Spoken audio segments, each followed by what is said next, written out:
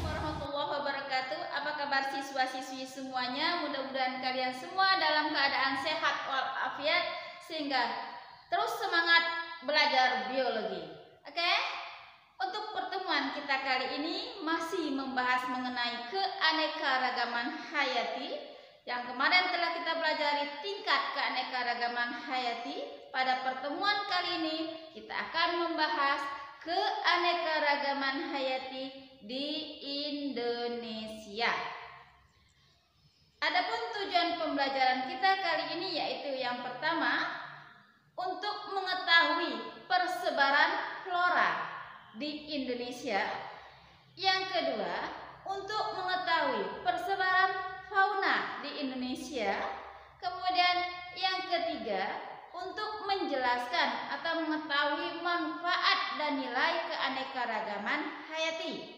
Dan yang keempat, untuk menjelaskan aktivitas apa saja dari manusia yang bisa merusak ataupun meningkatkan keanekaragaman hayati. Oke, kita bahas materi kita kali ini. Baiklah, kita lanjutkan materi pelajaran kita, yaitu mengenai keanekaragaman hayati di Indonesia. Nah, di Indonesia kita tahu Indonesia merupakan mega biodiversity karena memiliki tingkat keanekaragaman hayati yang tinggi. Salah satu ciri tingginya, keanekaragaman hayati Indonesia ditandai dengan beraneka-ragamnya flora dan fauna.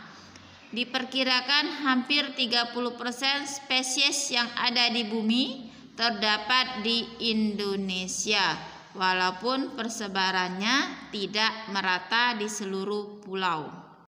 Yang pertama, persebaran flora di Indonesia. Pada umumnya, hutan-hutan di Indonesia didominasi oleh tumbuhan dari familia Dipterocarpaceae, yaitu pohon yang menghasilkan biji bersayap. Tumbuhan yang termasuk dalam famili ini antara lain keruing, meranti, ramin, dan pohon kapur. Selain itu, sebagian besar hutan di Indonesia merupakan bioma hutan hujan tropis yang dicirikan adanya pepohonan berkanopi rapat dan banyak tumbuhan liana, yaitu tumbuhan yang memanjat. Tumbuhan yang mendominasi hutan diantaranya durian, mangga, sukun, dan rotan. Adapun tumbuhan endemik di Indonesia yang terkenal yaitu Rafflesia arnoldi dan anggrek hitam. Yang kedua, persebaran fauna di Indonesia.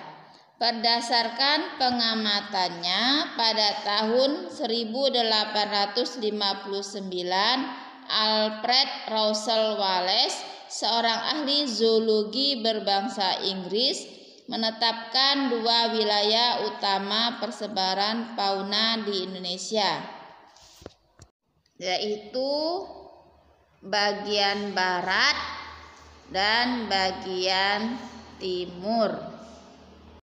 Setelah Wallace, seorang ahli zoologi berkebangsaan Jerman bernama Weber juga melakukan penelitian tentang persebaran hewan-hewan di Indonesia. Membagi 3 daerah persebaran, yaitu fauna daerah oriental, fauna daerah Australian, dan fauna daerah peralihan.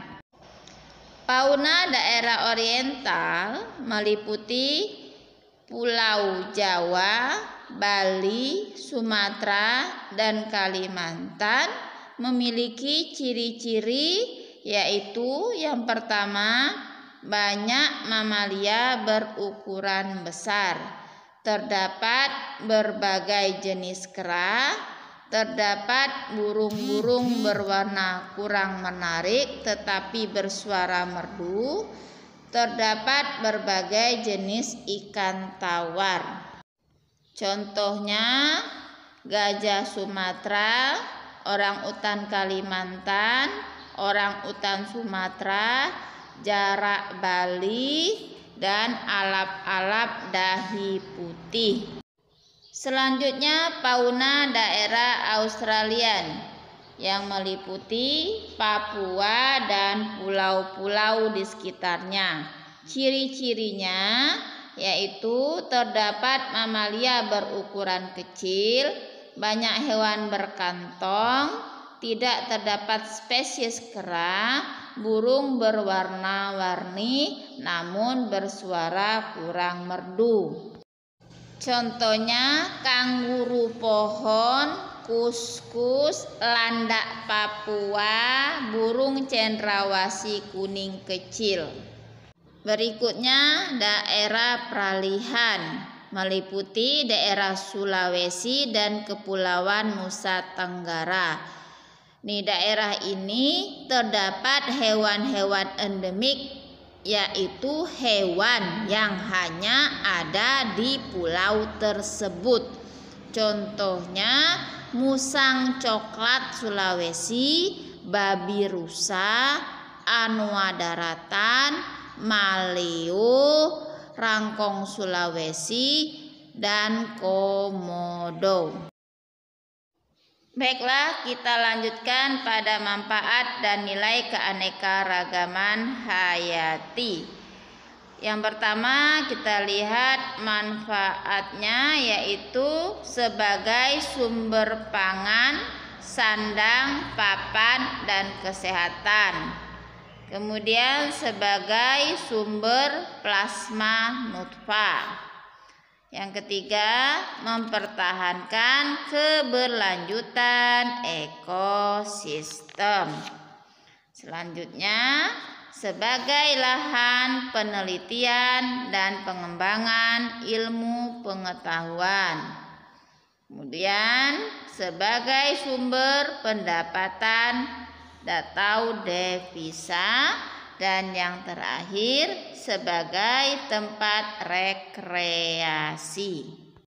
Oke, kita lanjutkan. Apa saja aktivitas manusia yang memengaruhi keanekaragaman hayati? Yang pertama, perusakan habitat.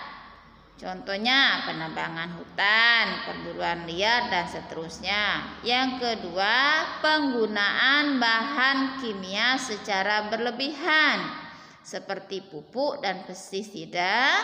Kemudian adanya pertanian monokultur, yaitu hanya satu jenis tanaman yang unggul. Kemudian pencemaran lingkungan dari limbah pabrik atau rumah tangga. Itu tadi yang dapat menurunkan keanekaragaman hayati. Ada juga yang bisa meningkatkan keanekaragaman hayati. Yang pertama, pemuliaan, yaitu untuk membuat varietas unggul. Kemudian reboisasi, pembuatan taman-taman kota, pelestarian plasma nutfah baik secara in situ dan ex situ, dan penebangan pohon di hutan dilakukan dengan sistem tebang pilih dan tanam kembali. Demikian pembahasan kita kali ini. Mudah-mudahan kalian paham apa yang telah Ibu jelaskan. Apabila tidak paham, silakan hubungi Ibu biasa melalui WA, ya. Dan untuk mengetahui apakah benar-benar kalian paham dengan materi ini, jawab pertanyaan dari saya. Yang pertama, tuliskan minimal 2 flora endemik Indonesia. Yang kedua, tuliskan masing-masing ciri dari fauna Indonesia, baik daerah oriental, daerah Australia, dan daerah peralihan.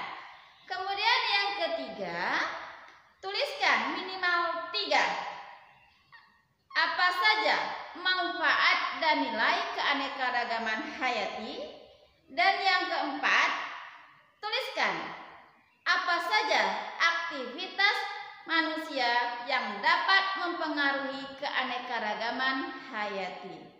Demikian pertemuan kita kali ini. Semangat terus belajarnya. Saya akhiri. Wassalamualaikum warahmatullahi wabarakatuh.